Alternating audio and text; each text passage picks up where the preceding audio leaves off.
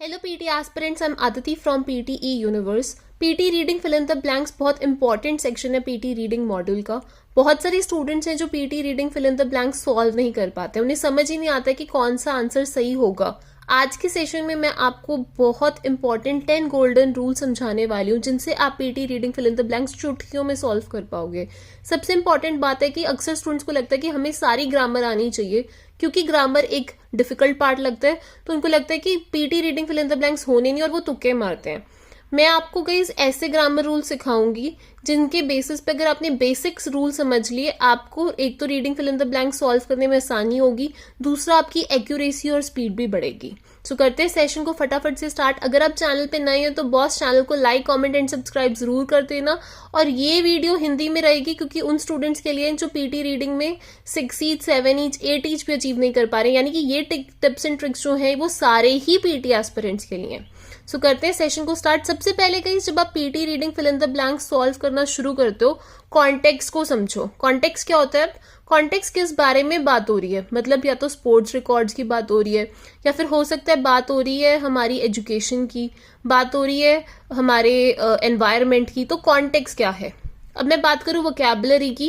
Vocabulary जो है वो आपको इंप्रूव करनी होगी। देखो, अगर आप रीडिंग मॉड्यूल में इवन 6 या 7 या 8 भी लेना चाहते हो, क्योंकि बहुत बार अगर हम वर्ड को ही नहीं समझते, अगर मुझे स्वीट का मतलब ही नहीं पता, तो मेरे को आंसर कैसे मैं मार्क करूंगी। और तीसरी इंपॉर्टेंट ट्रिक है कोलोकेशन। दो तरीके की कोलोकेशन होती है। एक है हमारी ग्रामेटिकली कोलोकेटेड वर्ड्स जैसे अक्यूज्ड ऑफ, प्रेफर टू। एक है हमारी अकेडमिक कोलोकेशन लिस्ट। अब ये क्या है? पियर्सन ने खुद एक लिस्ट निकाली है और ये आपको गूगल पे मिल जाएगी, हमारे टेलीग्राम ग्रुप में भी मिल जाएगी। और इवन अगर आप कहोगे तो मैं कोलोकेशन समझाते हुए इसकी प्रॉपर एक वीडियो बना दूंगी आधे घंटे की, जिसमें आपकी सारी कोलोकेशन लिस्ट रिवाइज हो जाएगी। आप कमेंट कर देना। सो दो तरीके की कोलोकेशन लिस्ट होती हैं, और कोलोकेशन अगर आपको पता है तो रीडिंग को सॉल्व करना आसान हो जाता है, क्योंकि मुझे पता है एक्यूज्ड के साथ ऑफ ही आएगा, प्रेफर के साथ टू, तो अगर ब्लैंक इधर उधर होता है आइडिया लग जाता है। अब देखिए, यहाँ पर कोई नेगेटिव मार्किंग नहीं होती। एक फिलअप्स में जो एक ब्लैंक है वो एक नंबर का है। हर एक मतलब जो फिलअप होता है उसमें 4 से 5 ऑप्शंस होती हैं, तो 4 से 5 मार्क्स होते ही होते हैं। तो मतलब टोटल 5 से 6 फिलअप्स आते हैं, तो 20 से 25 नंबर के क्वेश्चंस हैं, बहुत इंपॉर्टेंट है। तो प्लीज इन रूल्स को अच्छे से समझना। इन रूल्स को समझाने से पहले बेसिक ग्रामर जो होती है ना, नाउन क्या है, एडजेक्टिव क्या है, वर्ब क्या है, वो आपको समझा रही हूँ। खाली इसको समझ लेना ताकि पार्ट्स ऑफ स्पीच का आपको आइडिया लगेगा। पार्ट्स ऑफ स्पीच की एक और वीडियो आई बटन में ऐड कर दूंगी, उसको भी जरूर देखना चैनल पे।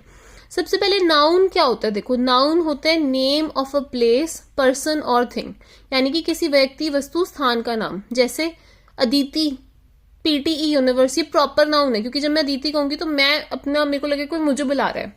So basically noun different types के होते हैं। एक होता है प्रॉपर नाउन, किसी विशेष व्यक्ति का, वस्तु का नाम, जैसे अदिति हो गया, लंदन, कोई प्रॉपर जगह है, फाइन, तो वो हो गया प्रॉपर नाउन।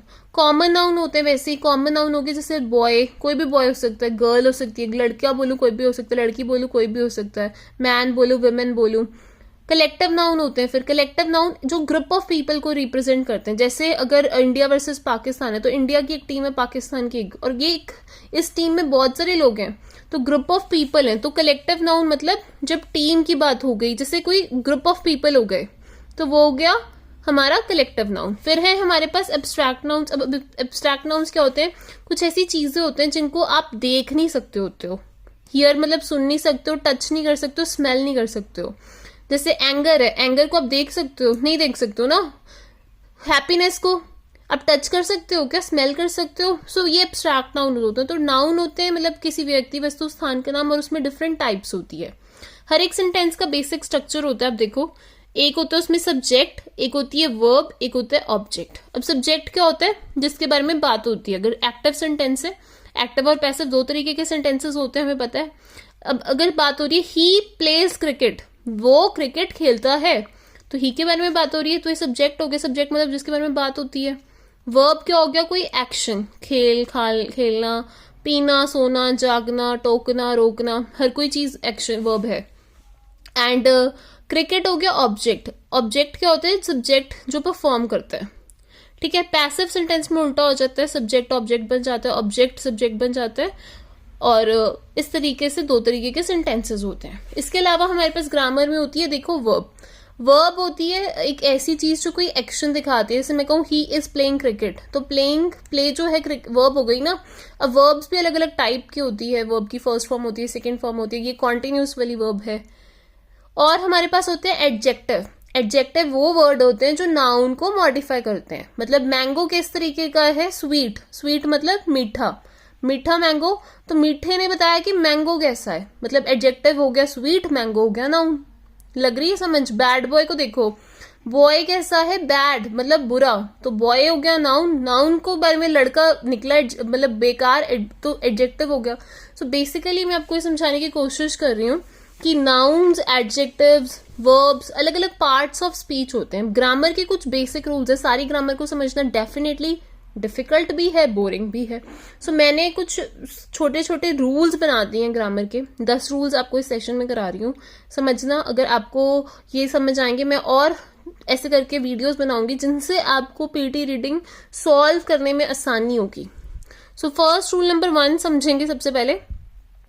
रूल नंबर 1 क्या कहते हैं, if there is any blank after to, the word in the blank will be the first form of verb. मतलब क्या कह रहा है, हिंदी में समझते हैं। कह रहा है अगर कोई ब्लैंक है टू के बाद, जैसे टू के बाद अगर यहाँ ब्लैंक है तो पहली फॉर्म आएगी वर्ब में। पहली फॉर्म ऑफ वर्ब में कुछ भी नहीं लगता, जैसे उसमें कोई आईएनजी, ईडी कुछ भी नहीं लगता।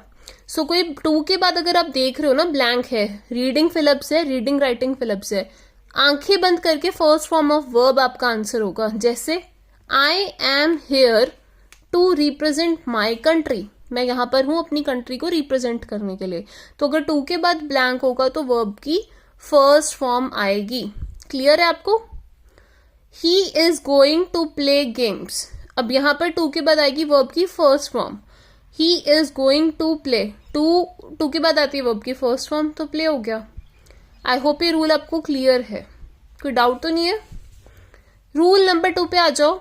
If there is any blank after for और while, you have to use verb की फर्स्ट फॉर्म प्लस आईएनजी और कॉन्टिन्यूस फॉर्म ऑफ वर्ब। यानी कि कोई ब्लैंक होता है फॉर के बाद, वाइल के बाद, तो आपको यूज करनी होती है वर्ब की फर्स्ट फॉर्म और आईएनजी। सो अगर कोई भी मेरे को ब्लैंक दिख रहा है, फॉर के बाद है, वाइल के बाद है, वर्ब की फर्स्ट फॉर्म आईएनजी के साथ आएगी। इसको कॉन्टिन्यूस फॉर्म ऑफ वर्ब भी कहते हैं। एग्जाम्पल देखो, I need something for storing food, for के बाद वर्ब है स्टोर और उसमें आईएनजी लगा के स्टोरिंग आया। While exploring the options we met him, while के बाद वर्ब की फर्स्ट फॉर्म एक्सप्लोर, उसमें आईएनजी। तो इस तरीके से कोई ब्लैंक होता है तो वर्ब की फर्स्ट फॉर्म आईएनजी के साथ आती है। रूल नंबर 3 पे आ जाओ। अगर कोई ब्लैंक है आफ्टर इज एम आर, तो या तो हम यूज करते हैं वर्ब की फर्स्ट फॉर्म आईएनजी के साथ या वर्ब की थर्ड फॉर्म। जैसे अगर आपने देखा, देखो इज एम आर के बाद कोई ब्लैंक है, और इवन ये वॉज वर्ब पे भी एप्लीकेबल होता है, तो या तो वर्ब की फर्स्ट फॉर्म आएगी आईएनजी के साथ या वर्ब की थर्ड फॉर्म। पहले फर्स्ट फॉर्म वाला रूल समझाती हूँ। He is playing in the ground, present continuous tense है, वो ग्राउंड में खेल रहा है, तो इसके बाद वर्ब की फर्स्ट फॉर्म प्ले आई और आईएनजी, तो इसके बाद वर्ब की फर्स्ट फॉर्म आईएनजी के साथ आती है या वर्ब की थर्ड फॉर्म आती है। Cricket is played by him, तो इज हो गया, उसके बाद आई V3, वर्ब की थर्ड फॉर्म। क्लियर है आपको गाइस, कोई डाउट तो नहीं है। Food is eaten by Ram, is है, उसके बाद आई वर्ब की third form eaten. If there is a blank after a and the, rule number 4 समझा रही हूं आपको, there will always be a noun. मतलब अगर कोई ब्लैंक है, अ एंड द के बाद हमेशा नाउन ही आएगा। जैसे एग्जाम्पल देख लो, अ एंड द के बाद नाउन कैसे आते हैं, शी वोर अ, नाउन अगर यहाँ पे ब्लैंक होता है शी वोर अ, तो आपने नाउन सर्च करना है। अगर कोई रीडिंग फिलअप है, ये मैं आपको इजी एग्जांपल दे रही हूँ, यही रूल से डिफिकल्ट क्वेश्चन बन जाते हैं।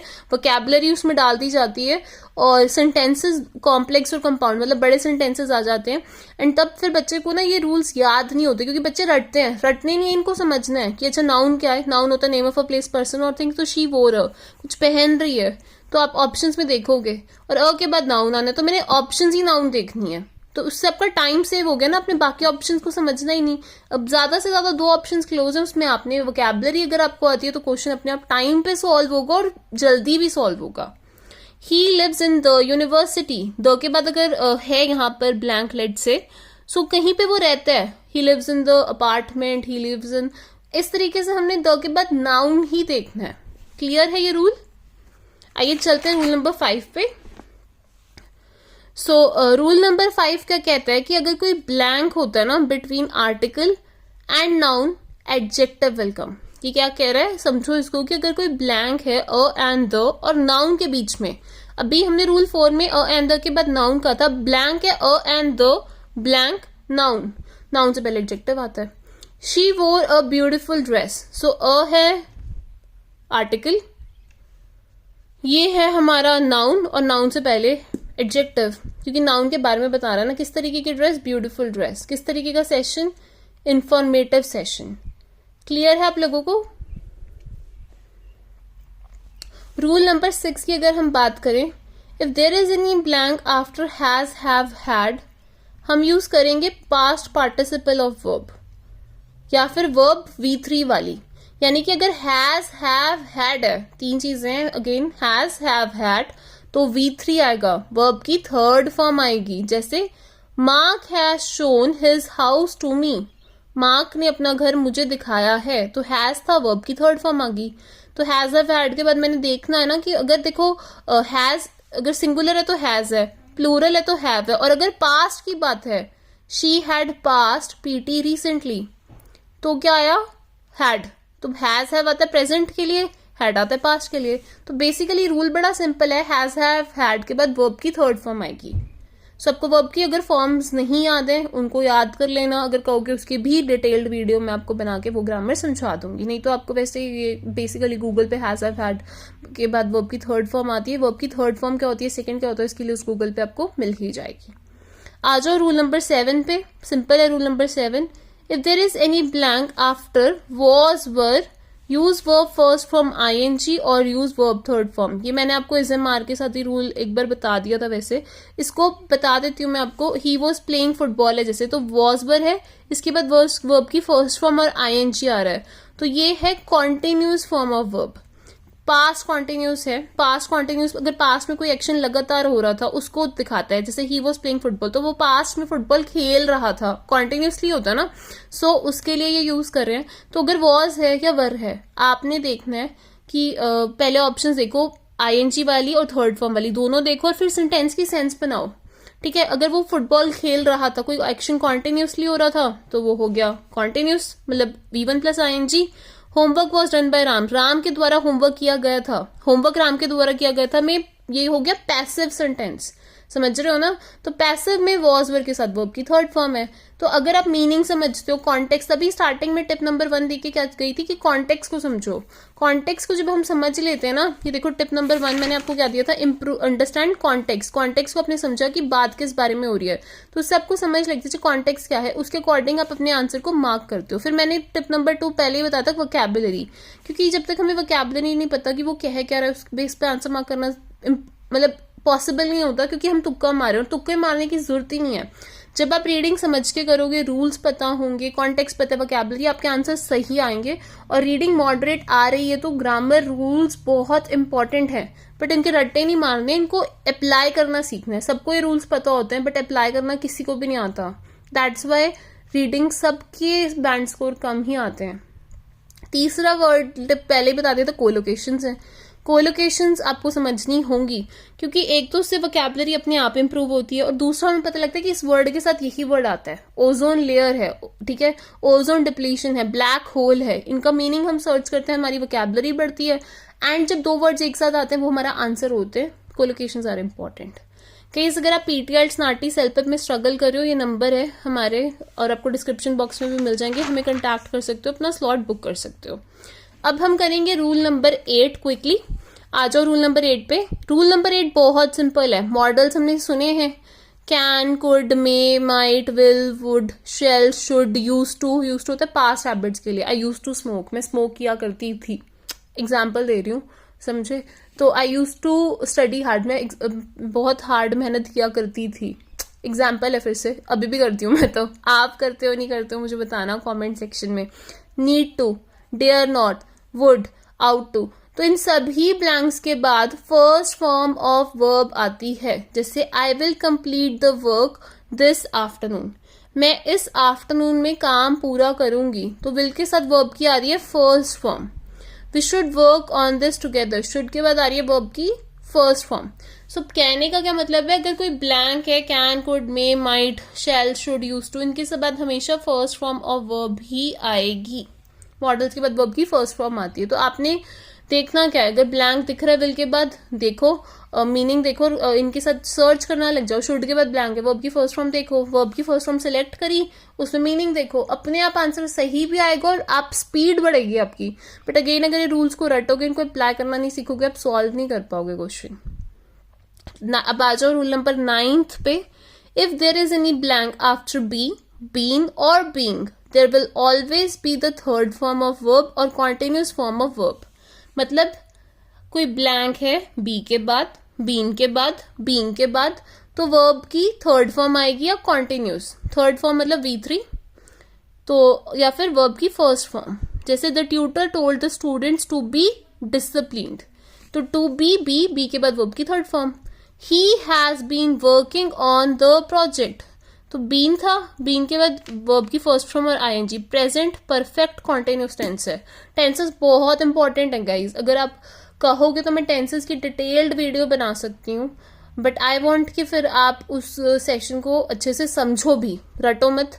तो आप कमेंट करना, मैं आपको टेंसेस और प्रेपोजिशंस के भी रूल्स करा दूंगी, 10-10 रूल्स करके। अगर आपको लगता है कि ये वीडियो आपको अच्छी लगी है, लाइक करना, मुझे मोटिवेशन मिलेगी। कमेंट करके भी बताना, और ज़्यादा मोटिवेशन मिलेगी तो फिर मैं टेंसेस के, प्रेपोजिशन के, एडजेक्टिव्स के सारे रूल्स आपको इस तरीके से आसानी से हिंदी में एक्सप्लेन करके बताऊंगी। इंग्लिश में बनानी है तो इंग्लिश में भी कमेंट कर देना।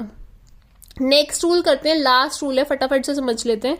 If there is any blank after it which that, verb will come with S और ईएस। कोई ब्लैंक है ना, इट के बाद, विच के बाद, दैट के बाद, तो एस या ईएस आएगा। जैसे इट प्लेज, इट के बाद एस ईएस आ रहा है। We need a strategy that works well, तो दैट के बाद एस ईएस आ रहा है। The category which covers the largest proportion, which है, विच के बाद एस ईएस आ रहा है। तो मतलब रूल क्या कह रहा है कि कोई ब्लैंक है, इट के बाद, विच के बाद, दैट के बाद, तो एस ईएस आता है। सो ये थे गाइज ग्रामर के 10 टॉप रूल्स जो मैंने आपको कराए हैं पीटी रीडिंग के। इनको प्लीज अच्छे से दोबारा रिवाइज करना। इस वीडियो को मैं कहूँगी दोबारा खत्म होने के बाद फिर से सुनना, फाइन, और 2-3 बार इस वीडियो को देखना, उससे आपको ग्रामर रूल्स याद हो जाएंगे अगर आपने इसे 2-3 बार प्ले करके सुना। और अपने दोस्तों के साथ शेयर करना जो पीटी में स्ट्रगल कर रहे हैं। और मेरे चैनल पे रीडिंग की प्लेलिस्ट को देखना, वो काफ़ी हेल्प करेगी। कोचिंग की हेल्पलाइन ऊपर दे रखी है, कंटैक्ट करना। मैं कब मिलूंगी आपसे नेक्स्ट सेशन में। अच्छा लगा सेशन, लाइक कर दो, कमेंट कर दो कि आपको और कौन कौन से रूल्स चाहिए। आपको कंटेंट यूट्यूब पर मिल जाएगा। सब्सक्राइब।